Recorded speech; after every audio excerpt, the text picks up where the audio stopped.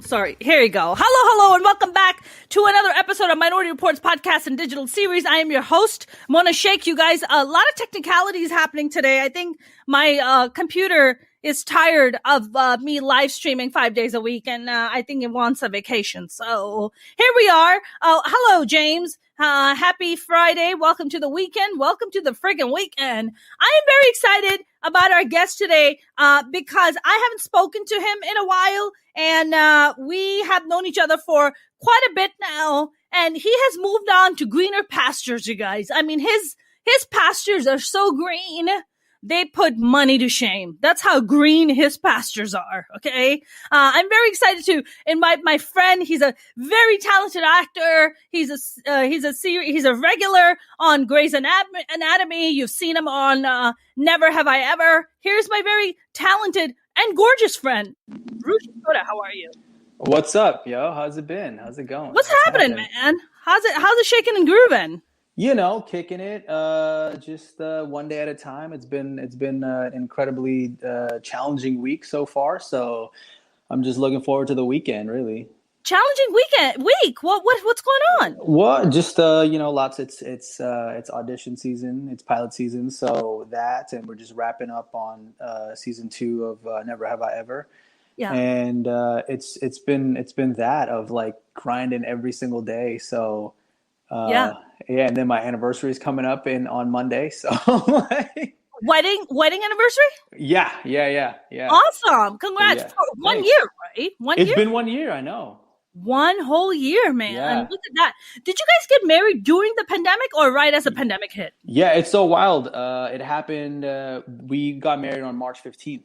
Wow. So it's like an hour before everything went into shutdown. Yeah, it was the most craziest week of my life for sure. You know, because it was also last pilot season. I had like 3 jobs, and I was like taking a week off, and everybody was freaking out. I'm like, wait, what do you mean? Why are you getting married right this second? I was like, yeah, but it's like our 15-year anniversary, so I have to get married. Amazing! Wow. Yeah. I mean, you've been with your now wife you guys have been together for a while. For a long time, yeah. Yeah, what, so like 5 years? So it's been 15 years that we got married. Together before we got married, and then now it's 1 year that we are married.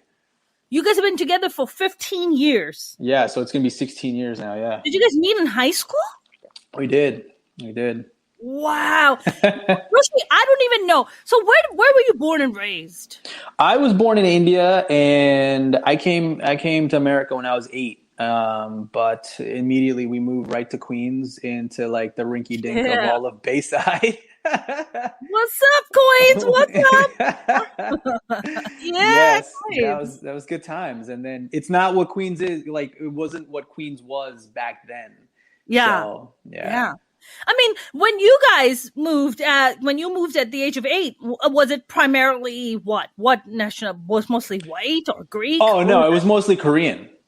Oh wow! Yeah. It was. I grew up around a lot of Koreans. When I was growing up, my 2 friends were Korean, and I was eating a lot of like, bulgogi steak and like Korean barbecue and everything. I must have been Korean in my past life because my absolute favorite meal is Korean barbecue. I can have that every day. Yeah. There's so many options. So many options. So, but wait a minute. But for you, I mean, Rushi, is your family Hindu? Like, I know Hindus don't eat beef. Yeah, they are. But it's as soon as my mom brought us here, she wanted to be American so bad that she did everything American as possible, like eating hot dogs, hamburgers, drinking Budweiser. Wow. She was like, let's go. We got to be American. Right. So she only spoke English at home, and that's why I understand my native tongue, but I can't really speak it. What's the native tongue? Hindi? It's Telugu. No, it's Telugu. Oh, you guys are South Indian. Telugu. Yeah, I know. Got it. So they never. So see, my thing is, Rushi, that a lot of things. I hear that from a lot of immigrant parents from everywhere, right? Yeah. When they move to America, they want to do this thing where they want to assimilate, and they don't want to stand out. They don't want their children to stand out or be picked on or whatever. So they're like, oh my God, I'm not gonna teach my kid that language. I'm just gonna speak English to blend in. But now we are in an age where it's appreciated, it's welcome, it's encouraged. Right. you know. Yeah. So Yeah. do you kind of have a little bit of a regret that you wish your parents taught you Telugu? Yes, yes. It's so weird because it's like growing up, you want to be, you don't see people like me and you on Right, TV or in films or anything, or if they are, they're like, playing the very stereotypical version of what something's supposed to be. So right. like growing up, I think, for me especially, like I wanted to be white so bad, but then not only was I getting assimilated to being American, but growing up in Queens, it was a lot of hip hop influence.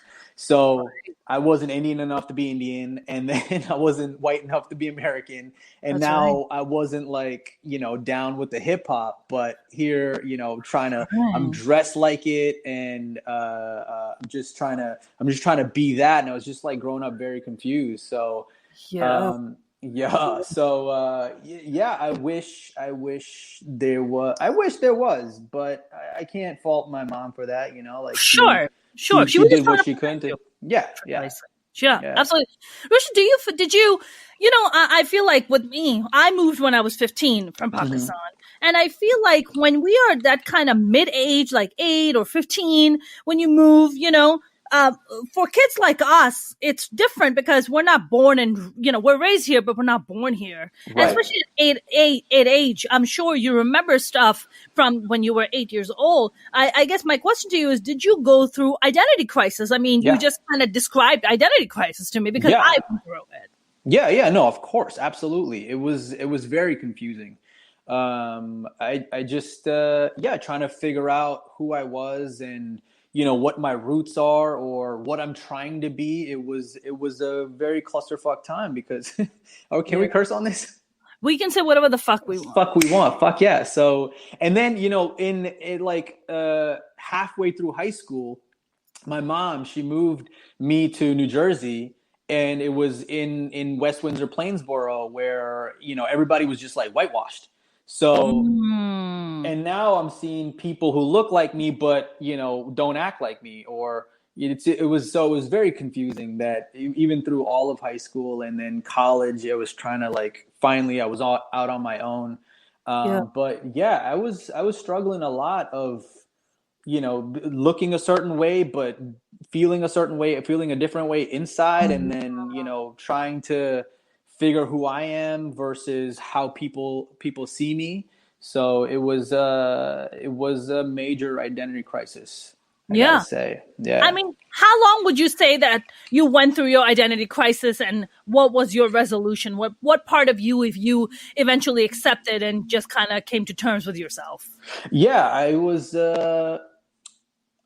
throughout college, and then, I finally got into acting right after college. And then um Which college did you go to? I went for my undergrad, I went to SUNY Farmingdale, and then Okay. for my grad school, I went to Harvard. Um, yeah, that's that stupid place called Harvard. Like a good bestie boy. You were like, Exactly. I'm gonna hit that mark, Mom. I know you want me to hit that mark. Yeah, it's not for engineering, it's not for law, it's for acting. Oh my God.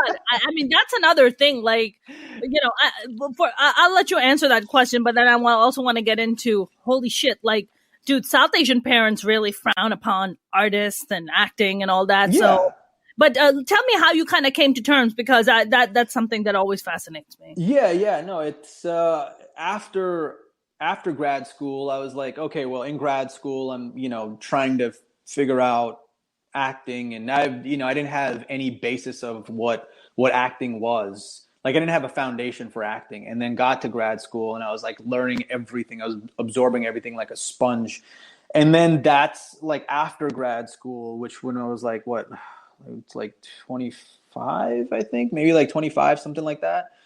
And then I got to LA, and I was just like, oh fuck, now who am I again? Like it's, it was such a Mm. crisis of like, okay, well, I think I'm this way in grad school, and everything I've learned, I have an education, I have a foundation. Now come out and I'm like, okay, what kind of actor am I trying to be? Like, what am I trying to do right now? Am I just trying to, throw spaghetti against the wall and then, get everything and anything that I can do? And so that was another struggle. But I feel like now that I'm like 34, I feel like after 30, I started to kind of figure out and be comfortable in my own skin.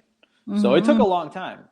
Yeah. It took a lot of trial and error, and it's still trying to figure out, it feels very schizophrenic at times of like, okay, I'm doing this right now and then I'm doing that. And I'm like, oh my God, like what, like I need to just calm down and like play some video games and chill.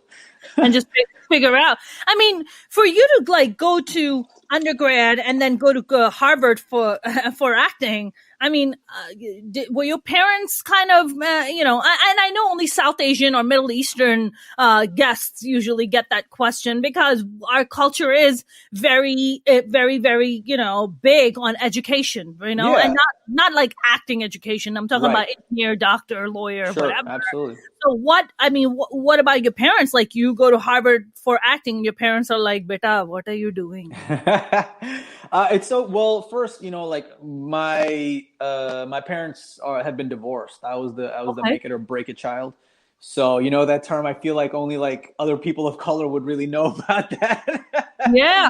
Oh, well, there's also a lot of judgment, right? There's a lot of judgment that comes with that. Yeah, she was the first person in her family, her entire family, to get divorced. Wow. And so she came out. So she brought us out. She brought me and my brother out. And so she was always, a wild child and so she actually pushed me into acting. And she was like, I think you might be good at this. Like I graduated undergrad right in 2009 when the mortgage crisis happened. So there wasn't jobs anyway. And so she was like, try this out for a year, see what happens. And I was like, okay. And so she supported me through all of that. And then, when I applied for grad school, she wasn't even, I didn't even want to go to this program because I was just like, I don't know how we're going to afford this. First of all, like I got in, I was just like, I don't even know how we can afford this. Like, I don't know. I don't see a path forward of going to this program. And how much was it? How much? It was a buttload of money, like 6 figures to afford this education. And then the fucking interest rate is just like through the fucking roof. Right. So, to go to grad school, to go to grad school. Yeah. But it was also like, it was 2.5 years of grad school.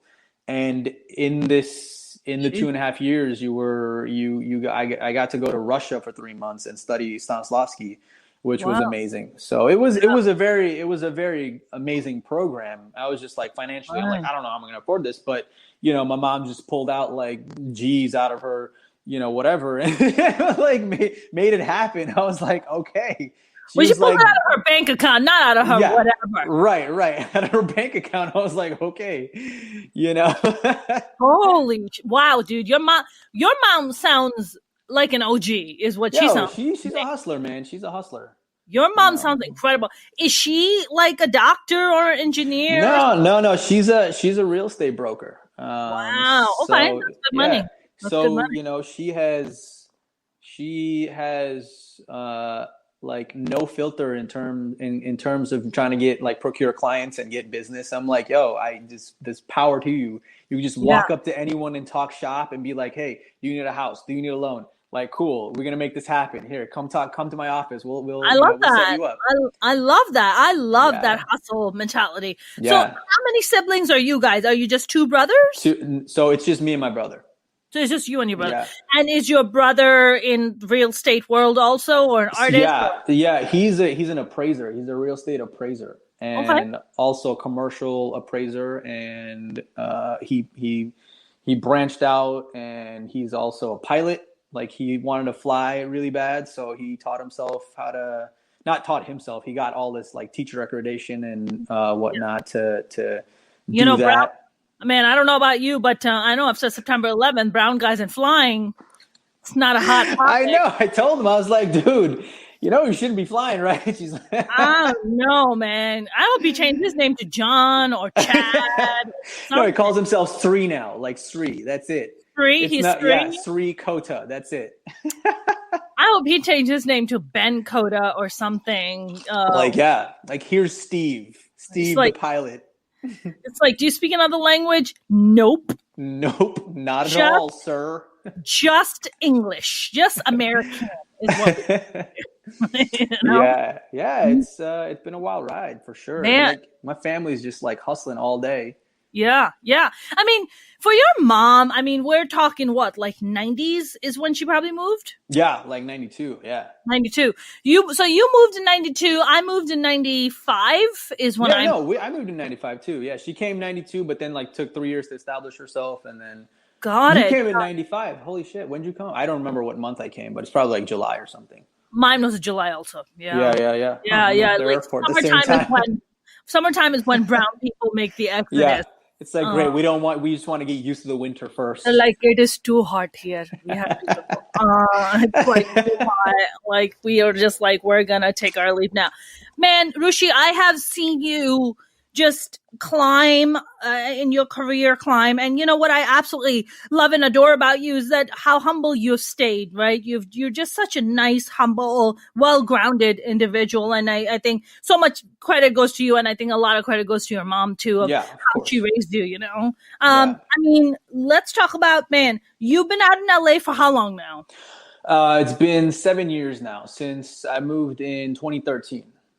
You moved in 2013, and you pretty much hit the ground running. I mean, you got here and very quickly you were getting like awesome gigs left and right. You were auditioning pretty hard. Yeah, I was auditioning pretty hard. I know we like, I remember like our first thing when I came for my showcase, this agency, they missed the showcase. So I had to put up a scene for this agency, and then I remember you helping me with this, and it was like it was it was great when you saw it in the showcase, but it was so out of context when by itself, right? Yeah. It didn't go well.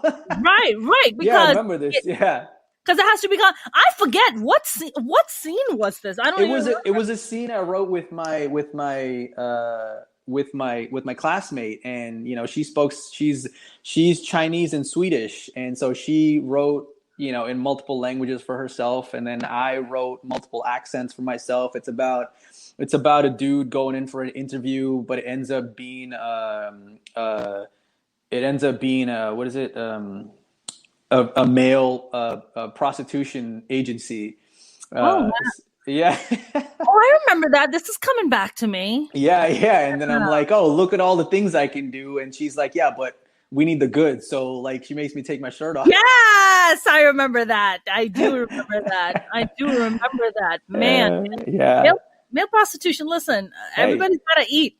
Hey, OnlyFans, right? We got to they make a lot of money. If I went on there, I don't know what I would do, but maybe I can just like pay off my student loans.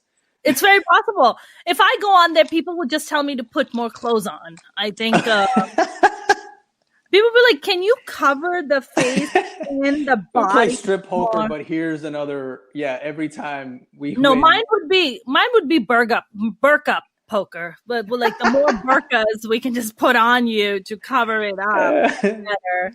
Every layer we give you $100 for every layer you put on. That's easy money right there. That's easy money.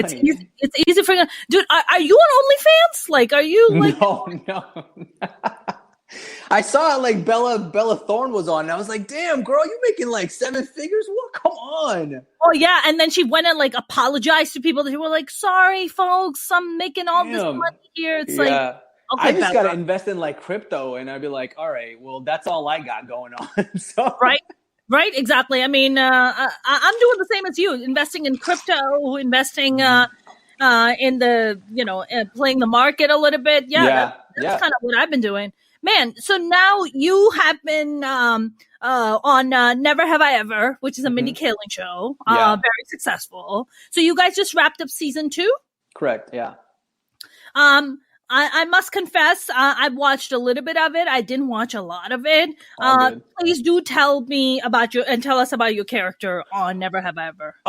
So I mean, it's a very it's an awesome show. That is it a recurring or is it a regular? It's a recurring, yeah. It's a recurring role, yeah. Okay. So it's an amazing show that circles around 3 generation of Indian women in America, San Francisco.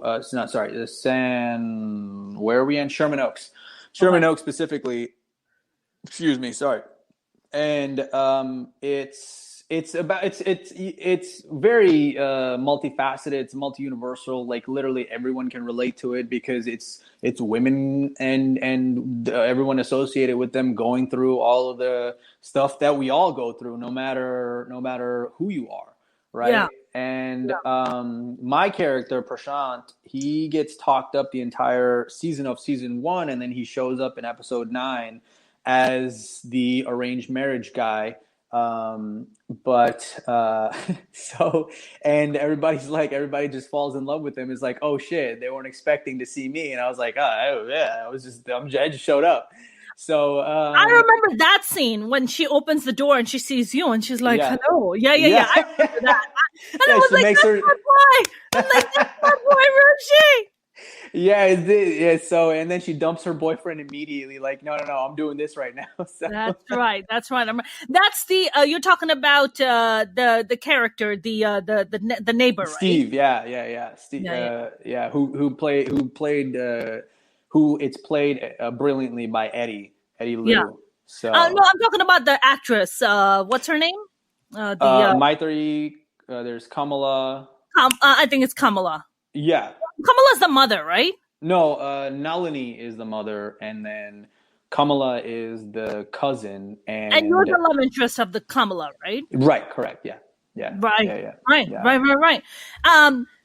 Did you get to work with the Mindy Kaling? Did you get to hang out with her and talk to her? I didn't. It's been in that episode that I was in. I didn't get to see her because I think she was off shooting, doing something else. And then, this has just been the weirdest year of COVID. It's like, fuck, man. Last year, this year. I must confess, Rushi, I don't know about you. I don't know what kind of personal epiphanies you've had, but for me, I learned that I'm an introvert. Like, I like to stay home. I don't really like talking to a lot of people. Yeah. And I live stream 5 days a week. What the fuck? Yeah, it's like I only want to see you through the screen. That's it. Like, don't touch me. Don't come near me. Like, no. I don't want to know what kind of food you cooked that day, so I smell it off of your clothes. I don't know what cologne you wear. We don't need to go there. Yeah, it's weird, man. It's I'm a total extrovert. Yeah, but I recharge. Like, when I come home, I don't want to be associated with anyone. So I'm both, I guess. Like, you're an extroverted introvert. Like, yeah. Like, I like people. Yeah. And then I like to be by myself. Like, I don't want to hang out with people all the time. Yeah. Meanwhile, like, my wife's a complete, like, introvert. Like, she fucking hates people. And I'm like, great. That's awesome for you. She's like, I love being home and working from home. And it's great. And I'm like, meanwhile, I'm like, fuck. Exactly. I actually made a post about it yesterday. I made a post of, like, introverts are not happy that the vaccines are out and now they have to go out and talk to people in the world again. They are not happy, dude. Yeah, she's like, oh, we're going to go out to a restaurant to eat? Fuck this. Exactly. Introverts are loving this. They're loving this right now. Man. So you have that, but you're also a regular on Grey's Anatomy, aren't you? I was recurring guest on Grey's Anatomy as well. Okay. So which was an amazing experience because I was like, it was my first big gig, and I was like a year and a half on the show, and it was. Dude, that money, but you can buy a house with that money, can't you? Well, not if you're a recurring guest, because. No, it's because it was my first. Just like, talk to me. What kind of movie? I know. Well, it was because it's my first gig. I didn't start my S corp until, like, because I didn't know how many episodes it was gonna be. So I was like, it was every episode was a negotiation of price, and I was like, holy fuck, we're gonna do this like every time. Yeah. It's like for 16 episodes, we're really fucking, like, it's a lot. So. It was so I didn't start my S corp until then, which meant I got like brutalized in taxes and then on top of that having to pay your agent and your manager. I was like, cool, I'm walking home with like 30% of what I'm making. That's right. Like, because I'm a hustler and I still kept my survival gig on the weekends. Yeah. Even through all that. What was What's your up? sorority? Well, What I was was your bartending. I was Oh, good for you. mixologing. Yeah. So I was making money on the side while I was on the show, but it was like a weird experience because like when the season came out and then now everybody saw me and recognized me and I was like, wait, I wasn't expecting all this shit. I was like, I didn't think all y'all watched all of this.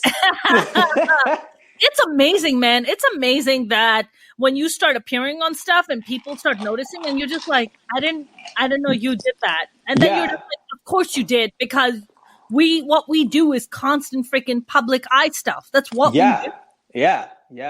You know? It's a lot. That was a weird experience for me because I was like, people, like when I was working, I was like, well, people would come up and be like, oh my god, can we take a picture? I was like, no, I'm fucking working. Like I'm busy making money right now. You can tip me more. Yeah, or there'd be people like who are like, oh, I'm an uber fan of the show. So, and then like I had this one woman ask, I was like, I'm an uber fan of the show. I love every single character. And then meanwhile, she just like racks up a huge bill. And then she's like, yeah, I love this scene. I love that scene. I'm like, great. And here's your bill. And then like when she got the bill, she's like, her face just turned red and blank. And I was like, what do you expect me to be fucking doing here for you? Like I have a job. I can't, I'm not like paying for all of this shit. Like you ordered this, pay for your own shit. Wait a minute. She was racking it up for looking at you like, yo, pull out some of that Grey's Anatomy money. Yeah, like hook it up, girl. Like I'm like, this is not that kind of establishment, lady. Like that's on you.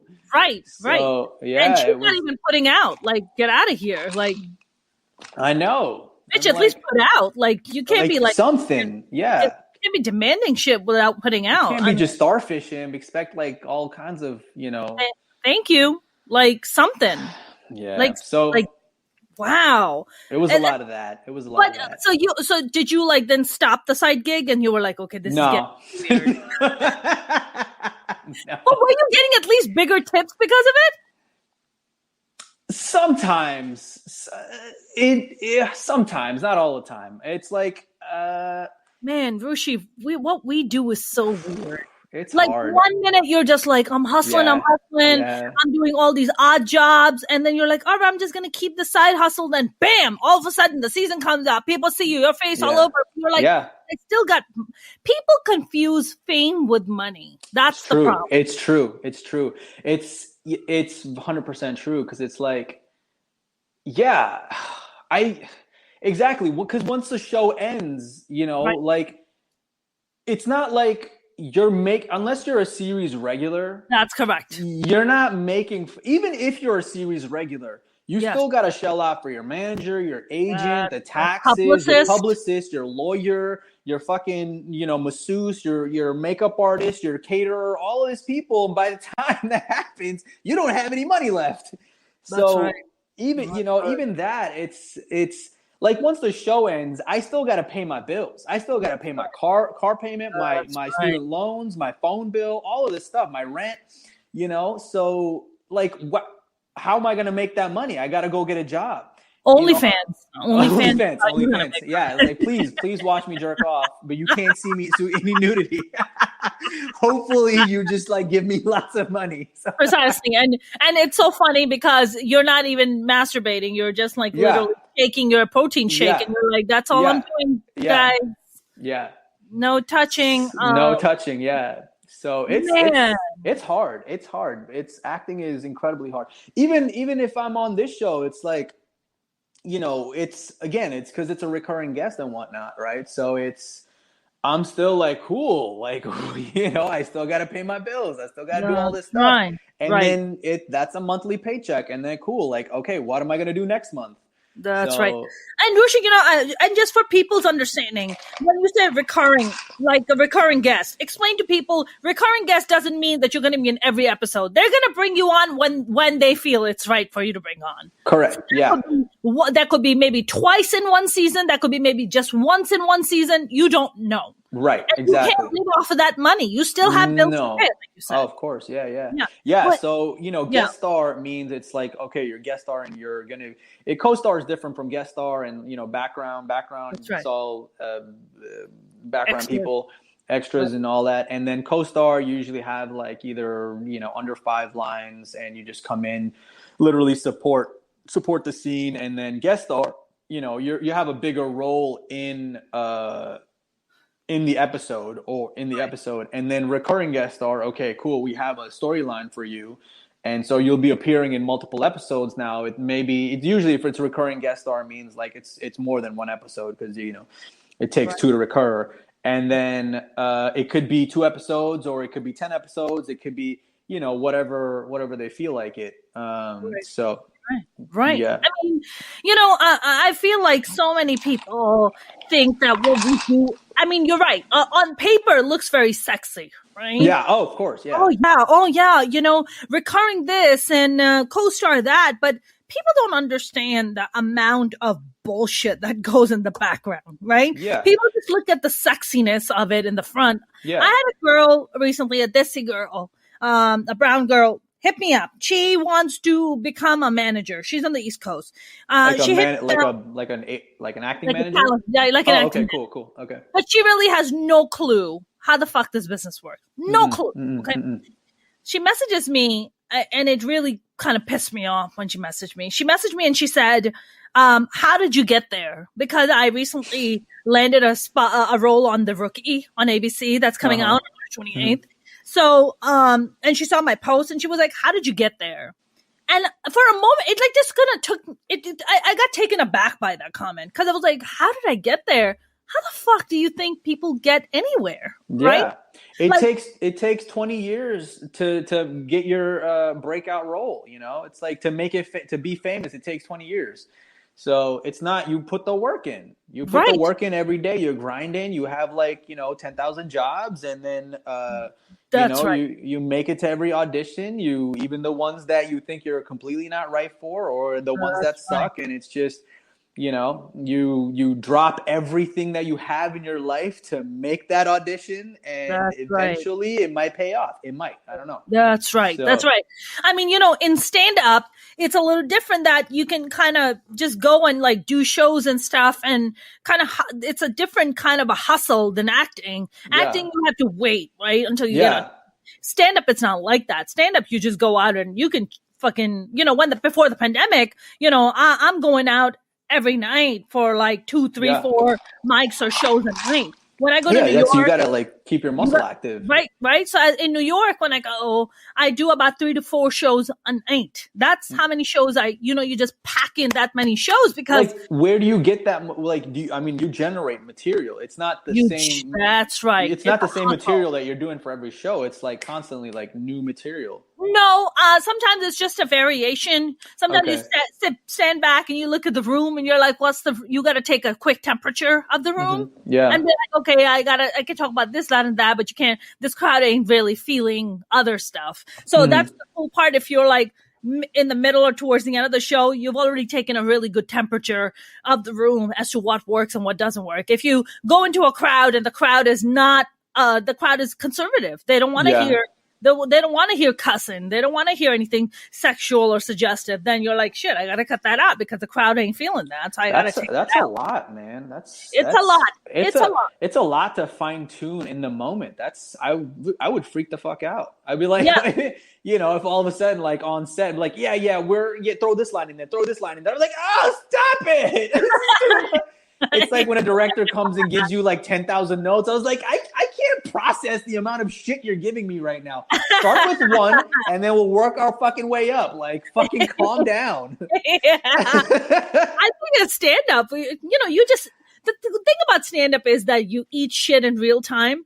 Yeah. You win in real time, and then you eat shit in real time too, right? So it's just instant. It's instant. If it doesn't work, you are falling on your face right away, which is great, because you're like, all right, that shit didn't work. Don't fucking do that shit again. And then you're like, let me cross that off. Okay,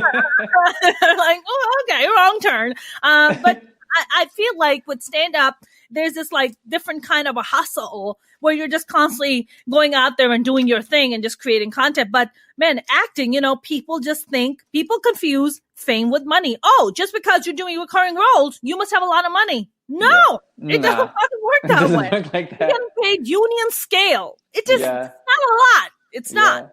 Also, it's like even this season, because of COVID. Yeah. Yeah, I mean, like I'm getting my whatever union scale is. It's just and my union scale is, and then but it's also like they packed everything into like one day. All the material you had, and now you're just like, oh, cool. I'm working literally one day a year for an episode. It's like that, and it's just that was what was daunting for me. Yeah. Going into it, and I was just like, oh fuck, I've just been drinking tequila for the past like 4 fucking months, and now you want me to go shoot something? I'm like, hold on, do I remember how to do this? Man, I've been consuming. I have become such a proud pothead. For me, I mean, God knows. So whatever money I make from acting is definitely going in my pot consumption. I have made my dispensary very wealthy. I can tell you that. No, it's when we got married, we moved. Like we got married in New Jersey, so we. Oh, you did? Oh, that's awesome. Yeah. We ended up staying at our in-laws' place for the next 8 months. Wow. And I wasn't expecting all of that because I was gonna come back literally the day after the wedding because it was pilot season. Yeah. And so immediately, like, it was a whole fucking culture shock for me because I'm like, wait, what are we doing right now? And then, and then there was this particular kind of tequila that was at this liquor store that I used to go to, and I literally it was a good tequila. It's Tequila Ocho. So I was the only one who cleared out their entire stock of Tequila Ocho in the coming months. Wow, you're the Tequila Ocho guy. Yeah, I was a Tequila Ocho guy. Yeah, man, you should tweet at them. Be like, listen, I've been drinking your shit all through the pandemic. I should be the face of Tequila Ocho. Dude, I made a video and I put it on my gram. It was like a legit, like I had all 3 of their tequilas and I was making a cocktail. That's how bored I was. Did you tag them? I did tag them, yeah. Fuckers. Yeah, but I know. Man, I mean, look, liquor store and dispensaries are considered essential business. Can you believe They are. Yeah, but people will go insane if we didn't have. Can you imagine if all of a sudden they shut down internet and you had to be in a lockdown? People would be committing fucking crimes, dude. I would be committing crimes. People will go insane. I would go and loot the fucking Gucci store on Rodeo. Are you fucking No one's going to catch you. Where are they going to broadcast it? Yo, I'm going to put my burqa on and you don't even need a burqa. You could just put a mask on. Just put a mask. I would just wear all black, cover my skin tone up, everything. Yeah. Like, try to track me down. I'm surprised there's not more robberies now. Like, if I put my sunglasses on, my mask on, my hat on, who the fuck am I? That's true. I mean, listen, my neighborhood robberies have skyrocketed. Yeah. Skyrocketing. Yeah. I don't know where you are in LA. I'm in West Hollywood. Oh, right on. Skyrocketing. Oh, I've seen recently the amount of people getting shot in West Hollywood. I don't know what's going on over there. Lady Gaga's dog walker got shot. And I was like, oh my God, that's we're the new South Central. We're the fucking new South Central. What the fuck we are. Dude, 2 days ago at night, I ordered some food because I was feeling lazy, and all of a sudden, chopper right up top my fucking building. What is it saying? Please stay indoors. We are looking for a suspect. I'm like, yo, are we fucking? Yo, no joke. When I was living in Culver City, I moved to Van Nuys recently, and when I was living in Culver City, it was just getting so bad.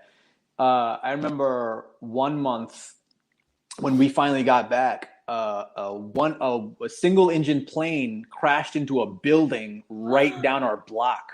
Whoa. I was like, and the whole block was just filled with firefighters, and the building was collapsing in on itself. And I was like, so yeah, it's pretty crazy out there. I mean, that's a good time to loot. You know, when the cops are distracted. Go get them. Go. They won't know who you are. Am I going to get arrested after this live stream? No, you're not. No. I'm like alleging, like I'm like, yo, the first store that I would go and loot if I could, it would probably be the Gucci store, like store on Rodeo, like that's the jam right there. Shit. Like, yeah, Jesus, that's like the Jersey City in me. That's just fucking. it's like coming. I want the Gucci. And then just burn your clothes afterwards. No one's gonna know who you are, right? You know, they're like, we're looking for this person. Well, we can't find them because yeah. Dude, I'll be on eBay fucking selling that shit, like making cash. Like, are you kidding me? Buying a house and shit. Like, Mama, how'd you buy a house? I don't know. I got that Gucci money. Like, the Gucci money. Oh my God. So ridiculous, man. Holy shit.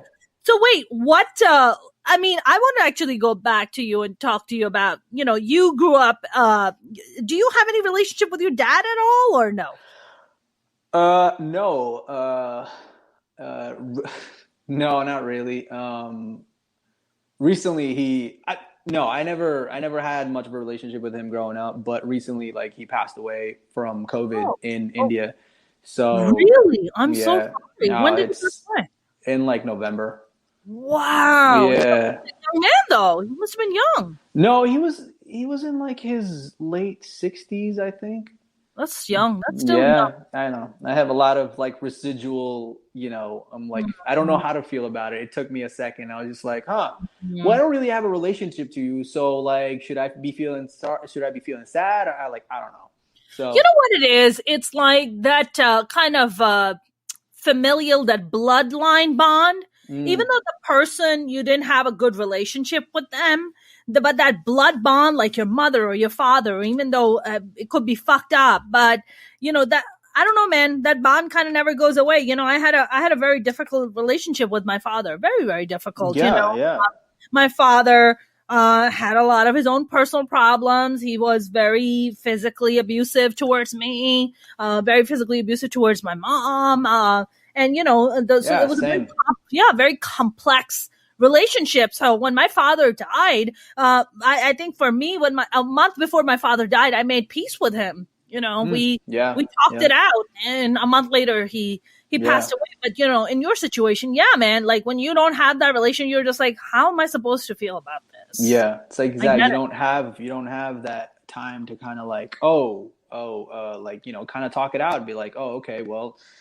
It's just a chapter that's completely like, oh yeah, we're just gonna skip past that one. So, yeah.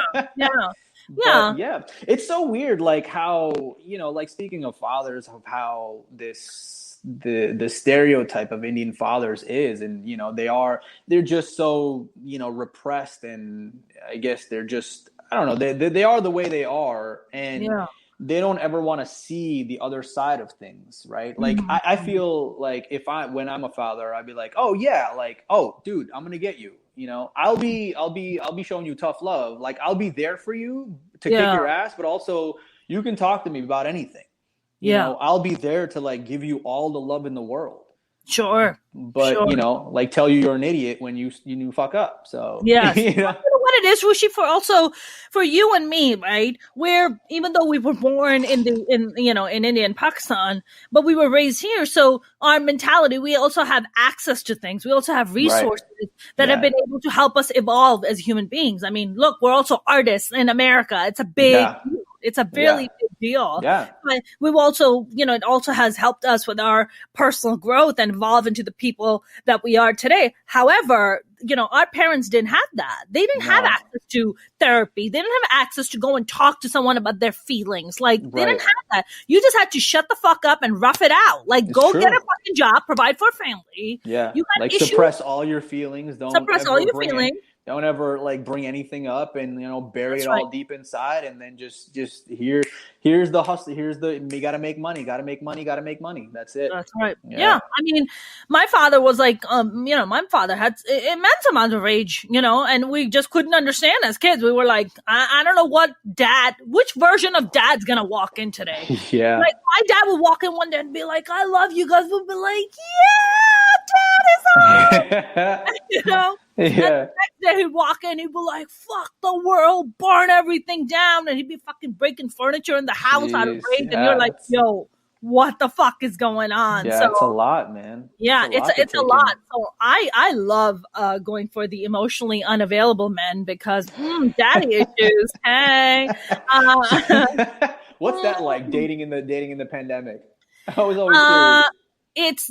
it's just as bad, if not worse, than regular dating. It's good for you, Rushi, that you don't have to go to the fucking dating scene in LA. It's a goddamn nightmare. Oh God, I don't know what I would do, man. It's horrible here. It's fucking horrible here. Rushi, how much do you feel like you growing up without a dad that wasn't present? How much do you think that has shaped in you becoming the man you are today? Like, was your older brother kind of like a father figure a little bit to you, or no, not really? No. Yeah, he was. My older brother is like 9 years older than I am, so it was a huge age gap. But yeah, I think it had everything to do with who I am today. Of just it's like my mom was there and she's very supportive, and I can always talk to her about anything. She was always the mother and the father, but yeah, I think it definitely it was a tough mountain to climb for sure. I just got to figure this out, and now that I have figured it out, figuring it out. Yeah. It's still, like I have a lot more confidence in like, oh yeah, I know what to do in this situation. Yeah. Versus be like, oh fuck, I don't know what to do. So I gotta, I ask my parents because they've been through this. Like, sure. I don't have that. So I'm like, cool. We're gonna wing it, or we're gonna Google it. Google usually always helps. How do I do this right now? How to reach conclusions with identity crisis? Yeah. I'm just like, cool. How do I work out? Cool. Usually dad would show me, but he's not here. So I mean, for me, I was watching my dad growing up how to shave, so I learned how to shave real fast. So it was great. I learned to shave. Who taught you how to shave? Was it Google? I don't remember who taught me. I think it was just I feel like I don't know. I think I just did it. I just did it. I don't. Listen, man, brown people, we're hairy. It's in our DNA. I think there's a razor encoded in our DNA that automatic shaving because we're hairy people. Look at this. Look at that. This shit is everywhere. Well, I can't grow any hair on the sides of my face, so I'm like, I'll send you some, and you can just like paste it. Pull a Abraham Lincoln, like. Yeah, just only on the underside. Yeah, just like this. Don't they do that? Oh, is it Mormons who do that? Who's the one who just does this part right here? I mean, I can't tell I can't tell the difference between the Jewish people and the Mormons. Yeah, the Hasid's. Oh, God, I don't want to be taken out of context. I'm like, oh my God, like I don't know this. Please, let me Google this. Fuck. No, the Hasidic Jews. I have Hasids in my neighborhood, so they have the curls. They don't have this. They don't have that beard, but they don't have the. Yeah, I don't know where. I haven't gotten asked to play that role yet, so I didn't research it. The Abraham Lincoln. Yeah. Oh man, Rushi, so now during the pandemic, like you clearly bartending is out of. Yeah, I'm not going back. Out. Have you been like working on are you doing any other gigs from home or something, or what have you been up to? Mainly it's been a lot of acting. It's just like 5 days, my reps are awesome and they just keep me super busy. And, I think it's easier once you're on a show to like, oh, he's doing this, like, right. Go see him for this. Right. But I've been just working on my screenplay and working on fitness and really trying to stay disciplined and figure out the proper ways of working out. And but mainly it's been like 5 days of acting and now I've gotten to a stage where I'm like, cool, I can just guiltlessly play video games. And I can justify it. Call of Duty? What are we playing? Right now, I'm on God of War. Oh my God, my brothers loved that game. It's so good. My brother had his pregnant wife sitting next to him while he played that game. It's great.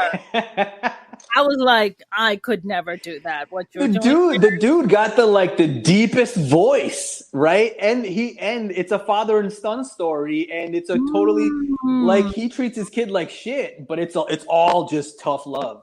So is he Indian or Pakistani? The character? he's a Viking, so he's the same thing, I guess. Yeah, I guess so. It's like I have to be very tough on you in order for you to learn. So you're like, fuck you, Dad. Fuck you, Dad. You're always so grumpy. Yeah. You don't love me. Hilarious. Yeah. A while back, I got hired to do translation for Call of Duty. There's some version of it that's in Afghanistan or Pakistan. Oh, that's what's up. And the terrorists have to speak the language. So I got hired to do the translation for Call of Duty. Yeah. And I remember doing that. And it was like, chalo, chalo. And they had all these weird translations. And I was like, this is the weirdest shit ever. Yeah, it's crazy. I can't. God of War, Kratos, right? Yeah, you know it. Atreus to me. I was like, okay. Damn. I genuinely envy people who have the time to go and play video games, because I'm also workaholic. I feel it's the immigrant mentality. You have to work hard. And so I feel the same way as you. I have a lot of internal guilt and pressure that I put on myself if all of a sudden on a Monday morning, I'm like, what do I want to do today? I'm going to play some video games. I'm like, Rush, what the fuck are you doing? Meanwhile, my wife is working 24/7 on, she's sitting at home and she's like, babe, just play it. It's okay. And I'm like, fuck you. Don't fucking talk to me. You don't know my immigrant forecast. Yeah, I'm going to go cry in the fucking office and shit. I'm like, I don't want to play video games even though I really want to. Right. Absolutely. What does your wife do? She works from home. What did you do? She's actually crushing it. She's a scientist. She's Shut the fuck up. Yeah, she's working on cancer. And I think this interview is over. It's over. That's it. We all married a scientist? I totally married up. That's what, 15 years later, my investment has been worth it. Dang. Your investment is dude, that's it's like Tesla money right now. That's so Tesla money, dude. You're a Tesla is what you are. So you guys met in what, high school or middle school? Yeah, in high school. Wow. Yeah. What, ninth grade? Wait. No, I was there for my junior year, so yeah, junior year we met, and then senior year we started dating ish. And she was like, "All right, I'm gonna go become a scientist, bye." And you're like, "I'm gonna do some acting." Yeah, that's kind of what happened. I'm gonna do something really secure for our future. Acting. I'm like, babe, you got this, right? Cool, thanks. Okay. Behind every man who's acting, a very powerful woman. There's a female scientist standing right behind him. Yeah. She's holding my hand whenever I have to cry in a fucking throw up in a bucket or cry in the toilet or one of those situations. Wow, you married a scientist, dude. Talk about marrying. Yeah, it's great. She's doing really awesome stuff with tumor type of cancer. So she was working on non-Hodgkin's lymphoma before, and now she got a new job, and she's she's the bomb. She's she has a whole team that she's running, and then she's just kicking ass and taking names at work. It's pretty awesome. Now, your wife is she Sri Lankan? No, she's Trinidadian. She's West Indian. Oh wow, Trinidadian. Yeah. Well, they're one of us. So yeah. They just left the boat later, is all. They just left the boat later. Yeah. We came on a plane. They got the boat. That's okay. Right. Yeah. Boat traveled. It's fine. Yeah. Wow, man. That's incredible. So now what's your screenplay about? Well, I got to settle on the treatment first. I got to figure out what treatment it's gonna, what version of it's gonna be. But pretty much it's essentially what God realizes that he's losing power in heaven, and he has to come down, and the only way he can get his power back is by becoming an influencer. So there's association with that. It's the association with worshipers and followers, and I think that's a great premise. I hope you're writing that out. Yeah, thank you. Yeah, so I'm just struggling. I have all the details mapped out. I'm just struggling on like story structure of like, cool, how do we set this guy up, and then it's just act 1 that I'm struggling with. Act 2 and 3 are written. So. Man, I sometimes I have this bit that I do on stage that if Jesus was around today, I mean, I think he would have probably the most followers on Instagram. Yeah, probably. Well, he'd be competing with Krishna and Muhammad and Moses, but also Kim Kardashian and Khloe Kardashian and the other Kardashian and The Rock. So, and Justin Bieber. I don't think they would stand a chance with Jesus. I mean, Jesus is literally taking water and touching it and turning into wine. No amount of butt implants can replace that. No amount of fake tits and fucking. Yeah, and then the fan base is gonna be like, cool, okay, you just made water, awesome, but like Kim Kardashian just made a TikTok video. Let's give her all the money. I don't know, man. Justin Bieber's like, oh, we just made a music video. Like, okay, we're gonna get him. Jesus is gonna run out of tricks to be like, okay, cool, I made this really cool thing, and then what? What do you guys expect of me? But what if Jesus has like Justin Bieber coming out and making a cameo in his videos? yeah, it's a cross collaboration. What if Justin is just holding the glass and Jesus goes, Justin, I'm going to turn this into wine now. Yeah, but get out of here. Get out of here, Jesus. But there's already a TikTok influencer who did that already, I don't know. Wouldn't it be funny if it was Moses? He was like, Jesus, Moses, you're cramping on my style, man. I don't like this. Meanwhile, everybody's going to be doing the little flip video. It'll be like what? Yeah, well, God, what music video are you gonna do? What dance are you gonna do? I'm like, I literally made water into wine. Come on. I can tell you that I would not feel comfortable with Prophet Muhammad doing the Macarena. I can tell you that right now. That I just would not be comfortable with that. I'm not down with that. But that's what he's got to do. That's what he's got to do to be famous and retain his followership. Dude, but what if like Krishna? Just if he had TikTok and he just keep getting the question, why so blue, Krishna? Why so blue? Because he's blue, right? Yeah, he's blue. Yeah, that's his skin color. Like, what do you mean? That's his skin color. That's what we all go through. Is like, why so brown? I'm like, this is who I am. It's like, why are you so racist against blue people? You racist now against blue people? That's the new thing. Why 4 arms, man? Why 4 arms? Why not 2? Why not 6? Why 4? Oh, you're showing off now? Oh, okay. Okay. Oh, I see what you're doing, Krishna. You must be You must be popular with the ladies, Krishna. I'll tell you that much. Oh, that's a lot of fingers, That's a lot of, yeah. That's 20 fingers right there. Well, I don't know. He's God, so he can, grow more fingers. That's true. That's true. Fingers come in handy. Yeah. Man, that's, wow. We covered a lot of ground right now. Yeah. So many.